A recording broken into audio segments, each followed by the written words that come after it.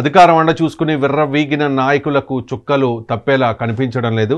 2014 నుంచి 2019 వరకు జగన్ ప్రభుత్వంలో ఉన్న చాలామంది నేతలు, ప్రతిపక్ష నాయకులు, కార్యకర్తల మీద కక్ష సాధింపులకు పాల్పడ్డారు అన్నది లోకేష్ ఆరోపణ. యువగళం పాదయాత్రలో ఇదే విషయాన్ని అనేక సందర్భాల్లో ప్రస్తావించారు లోకేష్. తాము అధికారంలోకి వచ్చాక ఏ ఒక్కరిని వదిలిపెట్టే ప్రసక్తే లేదని శపథం చేశారు. ఎన్నికలు పూర్తయ్యాయి. జగన్ నాయకత్వంలోని వైసీపీ తుక్కుగా ఓడిపోయింది. ఫ్యాన్కి తుప్పు పట్టి స్క్రాప్కి వెళ్ళిపోయింది. మరి ఇప్పుడు లోకేష్ చెప్పినట్టుగానే జరుగుతోందా అంటే అవుననే సమాధానం వినిపిస్తోంది. కర్మ సిద్ధాంతం ప్రకారం తప్పు చేసిన వాళ్లకు శిక్ష తప్పదని అంటూ ఉన్నారు లోకేష్. ఆ బాధ్యత తానే తీసుకుంటానని ప్రతిపక్షంలో ఉన్నప్పుడే తేల్చి చెప్పేశారు. మరి ఇప్పుడు అధికారంలోకి వచ్చేశారు. ఒక్కొక్కరుగా లోకేష్ రెడ్ బుక్లో ఉన్న వారి మీద కేసులు నమోదవుతూ ఉన్నాయి. 2014 నుంచి 2019 వరకు జగన్ ప్రభుత్వంలో ప్రతిపక్ష నాయకుల మీద, కార్యకర్తల మీద జరిగిన దాడులు, కక్ష సాధింపు చర్యలు అన్నీ ఇన్ని కావు. ఈ వేధింపులకు భయపడి కొందరు ఆత్మహత్యలు చేసుకుంటే మరికొందరు ఊళ్ళు వదిలి వెళ్ళిపోయారు. నియంతలా పాలించిన జగన్ పీడ విరగడవడంతో వాళ్ళంతా ఇప్పుడు ఊపిరి పీల్చుకుంటోన్న పరిస్థితి. జగన్ను దించి వైసీపీని అధపాతాళానికి తొక్కేయడంలో టీడీపీకి గోరంత దీపమై సహాయపడ్డ పవన్ ప్రయత్నానికి 5 కోట్ల మంది ప్రజలు నీరాజనాలు పడుతూ ఉన్నారు. పవన్ కళ్యాణ్ను మానసికంగా హింసించిన ప్రతి ఒక్క వైసీపీ నేతను వదిలేది లేదంటూ ఉన్నారు జనసేన నేతలు. తన తల్లిని దేవాలయం లాంటి అసెంబ్లీలో అవమానించిన వల్లభనేని వంశీ, కొడాలి నానిలను బహుశా లోకేష్ అస్సలు వదిలిపెట్టరు. వల్లభనేని వంశీ అరెస్ట్ అయ్యారనే వార్తలు వచ్చాయి. ఆ తర్వాత వల్లభనేని వంశీ అనుచరులు యూసఫ్, రమేష్ మాత్రమే అరెస్ట్ అయ్యారు. వంశీ ఇంకా దొరకలేదు. వంశీ కోసం లుకౌట్ నోటీస్ కూడా జారీ చేస్తాము అని చెప్పి అధికారులు చెప్తోన్న పరిస్థితి. ఎన్నికల ఫలితాల రోజునే ముందే ఫలితాలను ఊహించి వల్లభనేని వంశీ, కొడాలి నాని కలిసి ఎలక్షన్ కౌంటింగ్ సెంటర్ నుంచి బయటకు వచ్చేశారు. ఆ బయటకు వచ్చేసే క్రమంలో కూడా చాలా హడావుడి జరిగింది. అక్కడ వల్లభనేని వంశీని మీద దాడి చేసే ప్రయత్నం కూడా జరిగితే పోలీసులు అక్కడి నుంచి వంశీని పంపించేశారు. ఆ సేమ్ డే అంటే ఫలితాలు వచ్చిన రోజునే వంశీ హైదరాబాద్ వచ్చేసారు. టీడీపీ వాళ్ళ భాషలో చెప్పాలంటే వంశీ పారిపోయారు హైదరాబాద్ అని చెప్పి. ఆ తర్వాత 2 సందర్భాల్లో మాత్రమే వల్లభనేని వంశీ గన్నవరం వచ్చారు. అది కూడా చాలా సీక్రెట్గా వచ్చారు. సీక్రెట్గా కాకుండా ఓపెన్గా వస్తే దాడి జరగవచ్చా అని భయపడ్డారో ఏంటో మరి ఆయన సీక్రెట్గా వచ్చిన పరిస్థితి. అధికారం ఉన్నప్పుడు ఇంత కాదు అంత కాదు అని చెప్పి తొడలు కొట్టిన వల్లభనేని వంశీ, కొడాలి నాని, ఇంకా పెద్ద లిస్టే ఉంది. వాళ్ళందరూ కూడా ఇప్పుడు కనీసం కనిపించడం లేదు, ఎక్కడా కూడా వినిపించని పరిస్థితి. సో వల్లభనేని వంశీ హైదరాబాద్లో ఉన్నారని ప్రచారం జరుగుతోంది. మరి వంశీని అదుపులోకి తీసుకున్నట్టు ప్రచారం జరిగింది. ఆ తర్వాత వంశీని అరెస్ట్ చేయలేదన్నారు. కానీ ఆఫ్ ద రికార్డ్ కొంతమంది చెప్తున్న మాట వంశీని అదుపులోకి తీసుకున్నారు. బట్ వంశీకి ఒక ట్రీట్మెంట్ జరుగుతోంది అనేది ఆఫ్ ద రికార్డ్ కొంతమంది చెప్తున్న మాట. ఇది అఫీషియల్ మాట కాదు, ఆఫ్ ద రికార్డ్ కొంతమంది చెప్తున్న మాట. ఇక కొడాలి నాని ఏ రేంజ్లో చంద్రబాబు నాయుడు మీద, లోకేష్ మీద బూతులు మాట్లాడుతూ అసభ్య పదజాలంతో, అవన్నీ నేను చెప్పలేను ఇప్పుడు, అంతలా మాట్లాడారు మనకు తెలుసు. సో కొడాలి నాని ఇప్పుడు కనీసం అంటే కనీసం బయటికి రావడం లేదు. ఒక యువ కార్యకర్త, టీడీపీ యువ కార్యకర్త కొడాలి నాని ఇంటి దగ్గరకు వచ్చి ఏదో నీ ఇంటికి వస్తే ఏదో చేస్తా అన్నావు, ఇప్పుడు రారా నాని అని చెప్పి అడిగితే కూడా ఆయన బయటికి రాలేని పరిస్థితి. అంటే అధికారంలో ఉన్నప్పుడు జగన్ అండ చూసుకుని వీళ్ళందరూ కూడా ఇష్టం వచ్చినట్టు రెచ్చిపోయారు. బహుశా ఆ రకంగా రెచ్చిపోయి ఉండకపోతే కనుక ఫలితాలు కనీసం ఎంతో కొంత మెరుగ్గానైనా ఉండేవేమో, ఒక 30-40 సీట్లన్నా వచ్చేవేమో. కానీ వైఎస్ఆర్ కాంగ్రెస్ పార్టీ నాయకుల నోటి దురుసే ఈ రోజున వాళ్లకు ఆ కష్టాన్ని తెచ్చిపెట్టిన పరిస్థితి. సో కొడాలి నాని ఎక్కడ ఉన్నారు అనే దాని మీద ఇప్పటికైతే క్లారిటీ లేదు. ఆయన గుడివాడలో అయితే లేరు, హైదరాబాద్లో ఉన్నారనే ప్రచారం జరుగుతోంది. వల్లభనేని వంశీ, నాని వీళ్ళిద్దరూ కూడా హైదరాబాద్లో ఉన్నట్టుగా ప్రచారం జరుగుతోంది. కొంతమంది చెప్తూ ఉన్నారు విదేశాలకు వెళ్ళిపోయారు అని చెప్పేసి. సో ఇక ఈ భయంతో ఇప్పటికే వంశీ తట్టా బుట్టా సర్దుకుని హైదరాబాద్ పారిపోయారో లేకపోతే విదేశాలకు పారిపోయారో అనే విషయం మీద ఒక క్లారిటీ రావాల్సి ఉంది. వంశీ కోసం ప్రత్యేక పోలీసు బృందాలు జల్లెడ పడుతూ ఉన్నాయి. వంశీ విదేశాలకు పారిపోయి ఉంటారని కూడా పోలీసులు అనుమానిస్తూ ఉన్నారు. ఇక కొడాలి నాని కూడా అజ్ఞాతంలోకి వెళ్ళిపోయినట్లుగా సమాచారం అందుతోంది. ఇక మాజీ మంత్రులు జోగి రమేష్ మీద ఇప్పటికే హైకోర్టులో కేసు నమోదైంది.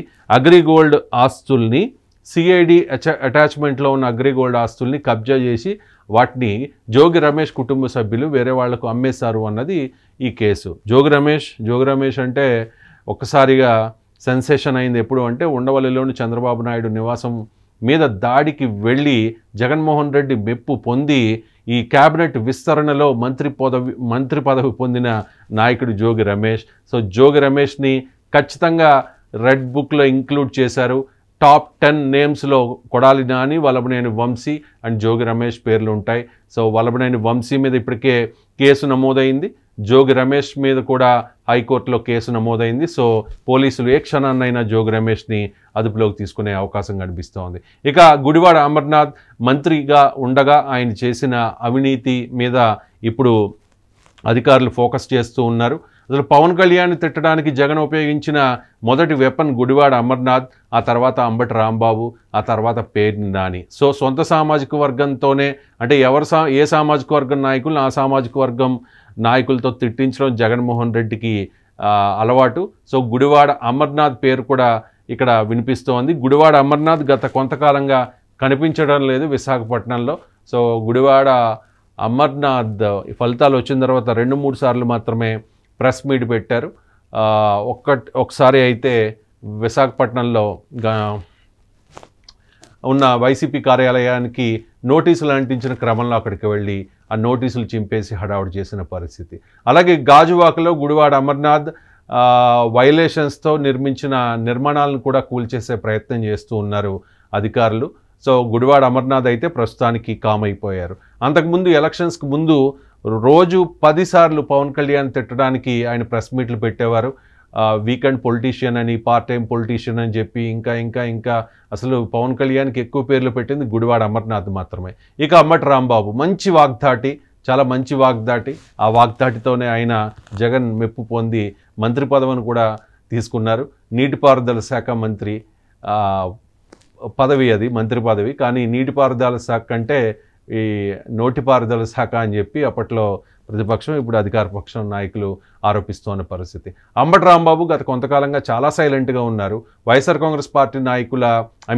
కాంగ్రెస్ పార్టీ కార్యక్రమాలకు కూడా ఆయన డుమ్మా కొడుతున్న పరిస్థితి. ఇక అనిల్ కుమార్ యాదవ్ ఏమైపోయారో ఏంటో తెలియదు. అనిల్ కుమార్ యాదవ్ ఆ అసెంబ్లీలో ఆయన అంటే చాలా అగ్రెసివ్గా ఆయన మాట్లాడేవారు. అది అసెంబ్లీనా లేకపోతే రోడ్డా అని చెప్పి చాలామంది కామెంట్ చేసిన పరిస్థితి. ఇక పెద్దిరెడ్డి రామచంద్రారెడ్డి జగన్మోహన్ రెడ్డికి అన్నీ తానై సమకూర్చిన వ్యక్తి. అంటే ఆర్థిక వనరులు కానీ అవి కానీ ఇవి కానీ. అంటే పెద్దిరెడ్డి మీద కొన్ని 100 ఎకరాలు దోచేశారు, కబ్జా చేశారనే కథనాల్ని మనం రోజు చూస్తూ ఉన్నాం. సో పెద్దిరెడ్డి రామచంద్రారెడ్డి కూడా ప్రస్తుతానికైతే సైలెంట్ అయిపోయిన పరిస్థితి. ఇప్పటిదాకా నేను చెప్పిన పేర్లలో చాలామందికి ట్రీట్మెంట్ తప్పదు అనేది క్లారిటీగా అందుతోన్న సమాచారం. ఇప్పటికైతే వల్లభనేని వంశీ మీద కేసు నమోదైంది, జోగి రమేష్ మీద కేసు నమోదయ్యే అవకాశం ఉంది.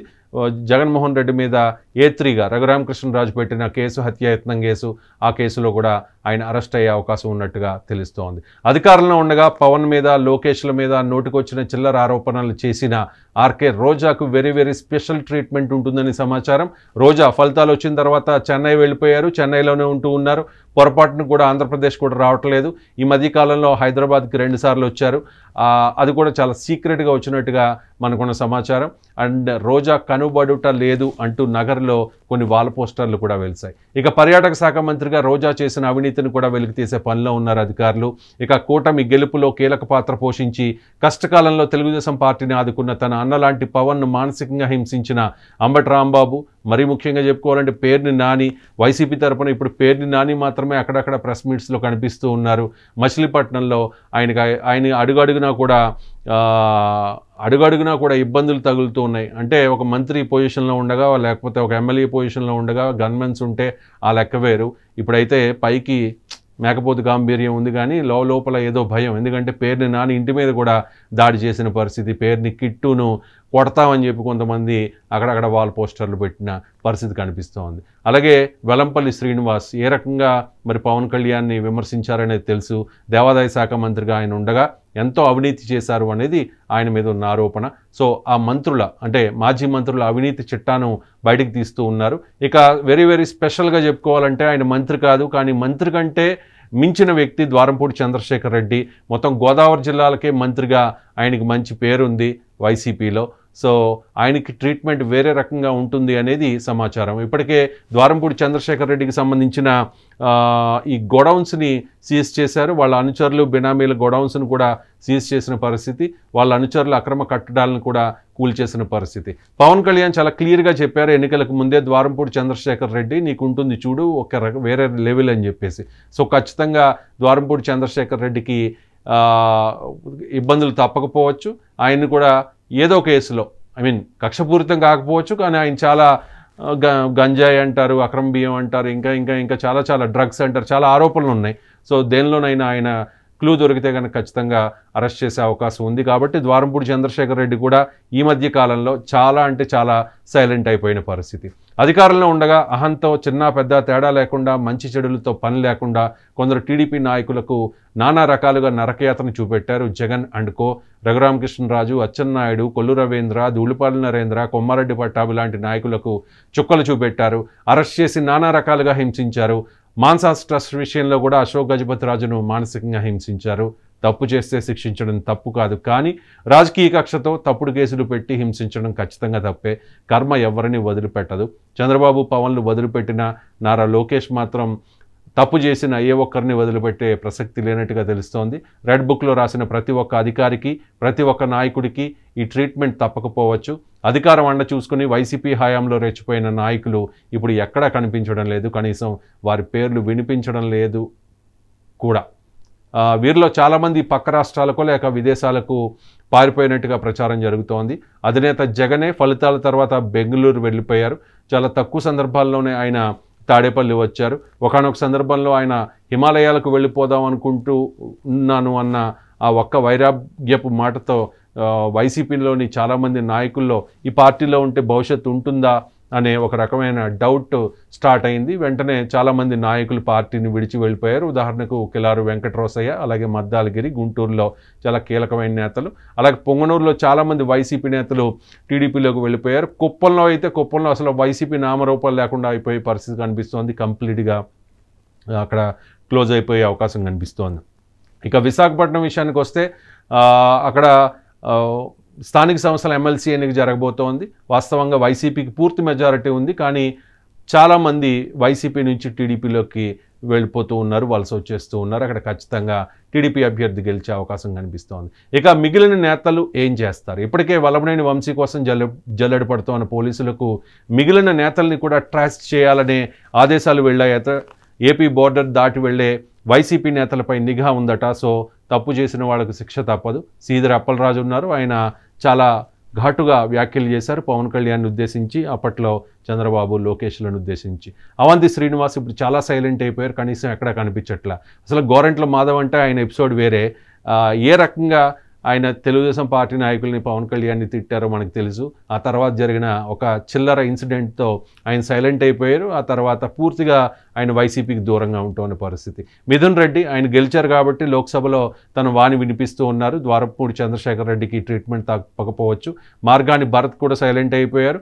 అవినాష్ రెడ్డి ఎప్పుడు పెద్దగా మాట్లాడింది లేదు, ఆయన కూడా సైలెంట్ అయిపోయారు. నందిగం సురేష్ సైలెంట్ అయిపోయారు. జోగి రమేష్ ఆల్రెడీ ఆయన మీద కేసు నమోదైంది హైకోర్టులో, కాబట్టి ఆయనకి ఇబ్బందులు తప్పకపోవచ్చు. అంబటి రాంబాబు సైలెంట్ అయ్యారు, అయినా కూడా ఆయనకు ట్రీట్మెంట్ వేరే ఉంటుంది. రోజా, జోగి రమేష్ ఆల్రెడీ మాట్లాడుకున్నాం మనం.